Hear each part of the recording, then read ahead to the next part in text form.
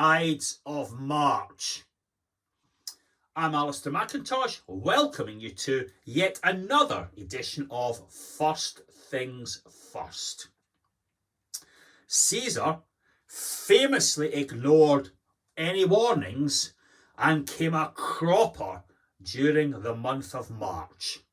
That's why our governance workshops this month try to seek out and destroy, mitigate any risks on the horizon for boards and councils.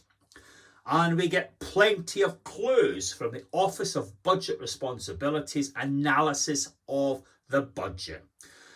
House prices will rocket up 10%, council tax goes up 5%, taxes on this, that and the next thing appear to be the order of the day.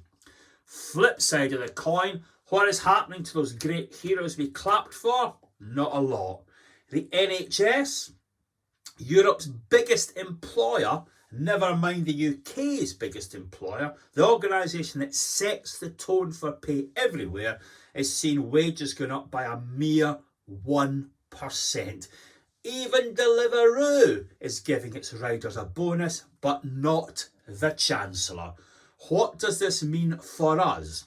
Well, I think we can expect affordability problems to continue into the future.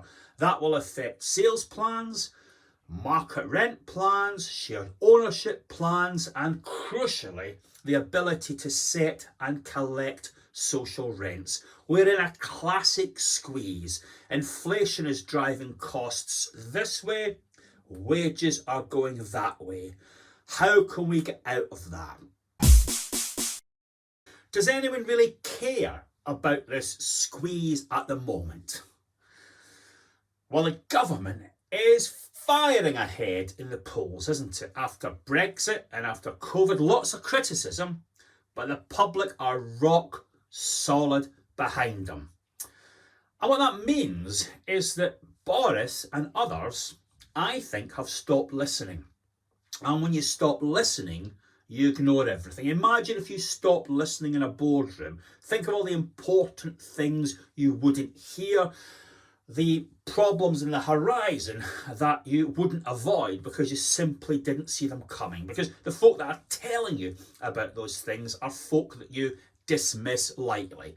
You watch Prime Minister's Question Time, Boris couldn't care less about what Keir Starmer says. He's a blot on the horizon. He especially couldn't care less about what Ian Blackford from the SNP says. And the minute he comes on, after there's a few exchanges of insults, Boris goes straight to his mobile phone and doesn't even look at him.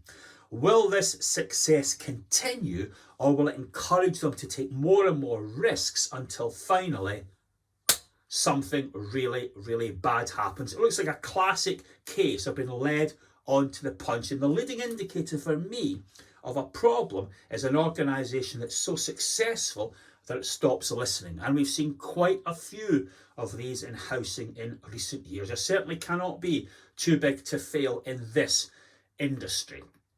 But I'm surprised Boris isn't better on housing and affordability, aren't you?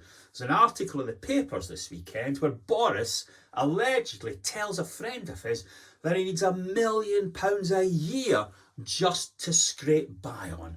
Remember the days when you were told no one in the public sector should earn more than the Prime Minister? Well, I have an idea. The minute Boris stops being Prime Minister, he should be appointed as Unison's top pay negotiator. We will all, at that time, be in clover. I very much look forward to seeing you next week, and I'm confident I will be here because yesterday I got my letter to book the COVID vaccination. So for better or worse, my survival is assured. Goodbye.